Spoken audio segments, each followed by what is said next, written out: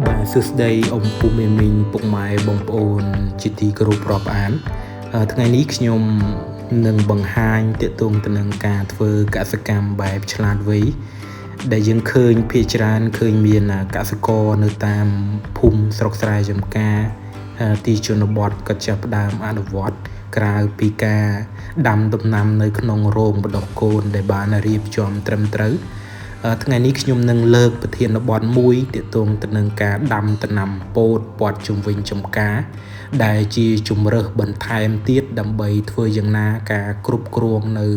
ប្រភេទសត្វល្អិតផ្សេងៗកុំឲ្យមកយាយីដំណាំរបស់យើងដែលយើងហៅថាដំណាំអន្ទាក់ដែលព័ទ្ធនៅជុំវិញចម្ការរបស់យើងមានសដៃគូមានតសក់ឬក៏ដំណាំអីផ្សេងៗទៀតដើម្បីកាត់បន្ថយនៅការប្រើប្រាស់ថ្នាំពុលគីមីកសិកម្មទៅលើដំណាំរបស់យើងដូចអ៊ំពូមីមីងបានឃើញនៅក្នុងវីដេអូនេះគឺយើងបង្ហាញទាក់ទងទៅនឹងដំណាំពោតដែលយើងជៀសឲ្យឆ្ងាយពីការប្រើប្រាស់នៅថ្នាំពុលផ្សេងៗដើម្បីកុំឲ្យប៉ះពាល់ទៅដល់សុខភាពទាំងអ្នកដាំទាំងអ្នកប្រើប្រាស់និងបរិស្ថាននៅជុំវិញចម្ការរបស់យើងផងដែរមួយវិញទៀតកសិករក៏អាចប្រមូលផលដំណាំពោតនៅពេលដែលពោតអាចនឹងបេះបានគឺកសិករក៏អាចប្រមូលផលដំណាំពោតរបស់គាត់ស្របជាមួយនឹងការប្រមូលផលបន្លែដែលនៅក្នុងចម្ការរបស់គាត់ផងដែរការដំណាំពោតគឺជាវិធីសាស្ត្រល្អមែនទែនដែលកសិករគួរតែប្រើប្រាស់ក៏ដូចជាធ្វើវាព្រោះវាកាត់បន្ថយនៅការប្រើប្រាស់ថ្នាំពុលបាទវីដេអូបង្ហាញដែលអ៊ំពូមីមីបានឃើញនេះគឺជាការប្រើ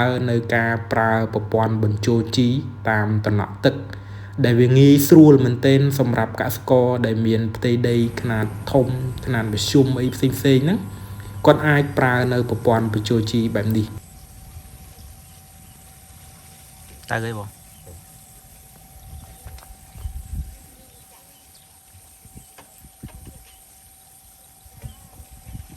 ដល់រឹសដំណាំរបស់យើងដើម្បីស្រូបយកដែលធ្វើឲ្យដំណាំរបស់យើងមានការលូតលាស់ល្អផ្លែផ្កាបានច្រើនផងដែរធ្វើបែបនេះគឺកសិករគាត់កាត់បន្ថយនៅការប្រើប្រាស់ជីគីមីកសិកម្មច្រើនព្រោះពីមុនមកកសិករគាត់បាចឬក៏គាត់ដាក់នៅតាមគល់ដំណាំដែលធ្វើឲ្យខាតជីក៏ដូចជាការប្រើប្រាស់ជីច្រើនលើសតម្រូវការដែលរុក្ខជាតិអាចស្រូបយកបានបងប្អូនបានឃើញហើយការដាំដំណាំពោតព័ទ្ធជុំវិញបែបនេះគឺវត្តមាននៅសត្វល្អិតចង្រៃមកយាយីដំណាំគឺមានតិចមែនទែនបាទតែវាផ្ដល់មកវិញគឺផ្លែផ្កាក៏ដូចជាសុខភាពនៅដំណាំរបស់យើងគឺលូតលាស់ល្អមែនទែនអត់មាននៅការបំផ្លាញពពួករុយសពពួកមេឃៀវពពួកទ្រីបអីផ្សេងទេបាទដំណាំពោតគឺយើងដាំមុនមួយអាទិត្យនៃដំណាំរបស់យើងដើម្បីធ្វើឲ្យដំណាំពោតចាប់ផ្ដើមឡើងបន្តិចហើយបាំងនៅអំបូរដំណាំរបស់យើងការពារនៅពពួកសត្វល្អិតផ្សេងកុំឲ្យមកបំផ្លាញនៅដំណាំនៅក្នុងចម្ការរបស់យើងបាទ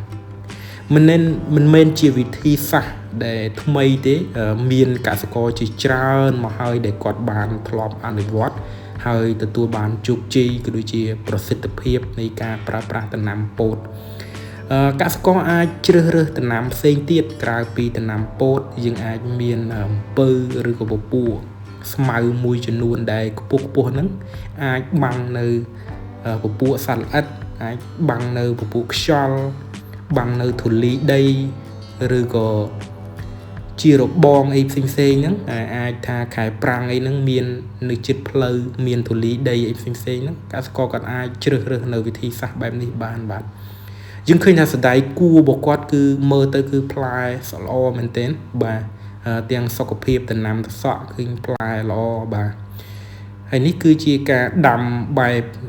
ជាបច្ចេកទេសថ្មីក៏ដូចជាកសិកម្មឆ្លាតវៃរបស់កសិករ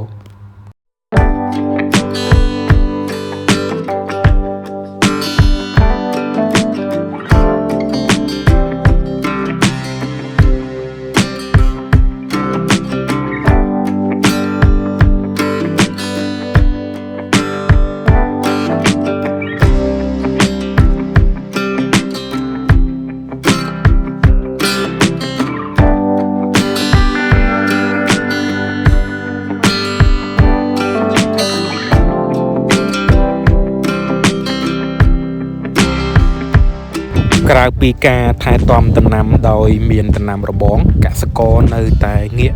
ដូចជារក្សានៅទម្លាប់នៃការប្រើប្រាស់នៅពពួកជីកំប៉ុស្តផ្សេងៗដើម្បីធ្វើយ៉ាងណាឲ្យគុណភាពដីរបស់គាត់កាន់តែល្អប្រសើរចំពោះកសិករដែលឆ្លាតវៃក្នុងការដាំដុះបន្លែគឺគាត់មិនដាំតែមួយមុខទេគាត់មានដាំបន្លែស្លឹកបន្លែផ្លែហើយនឹងការបដោះកូនលក់ដំណាំផ្សេងៗទៅដល់កសិករដែលនៅក្នុងតំបន់ភូមិស្រុករបស់គាត់នេះគឺជាការរកចំណូលបន្ថែមដែលធ្វើឲ្យកសិករទទួលបានប្រាក់ចំណូលបន្ថែមពីលើការប្រមូលផលបន្លែរបស់គាត់ការដាំដំណាំចម្រុះគឺជាជម្រើសល្អដែលកសិករដែលមានទំហំដីតូចគួរតែការអនុវត្តដើម្បីធ្វើយ៉ាងណាបង្កើននៅ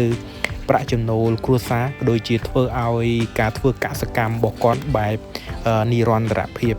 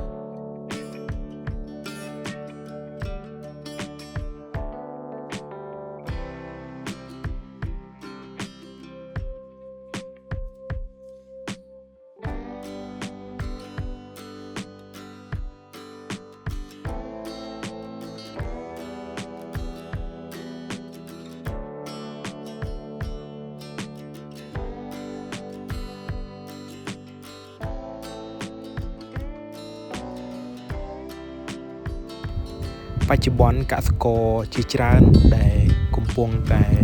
ដាំដុះបន្លែគ្រប់មុខនៅតាមភូមិស្រុកស្រែចម្ការងាកមកប្រើប្រាស់នៅបច្ចេកទេសថ្មីៗដើម្បីធ្វើយ៉ាងណាឲ្យគុណភាព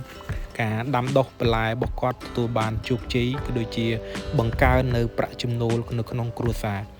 ត្បិតថាប្រទេសកម្ពុជារបស់យើងក៏ដូចជាបណ្ដានៅពិភពលោកកំពុងតែជួបនៅការប្រែប្រួលអាកាស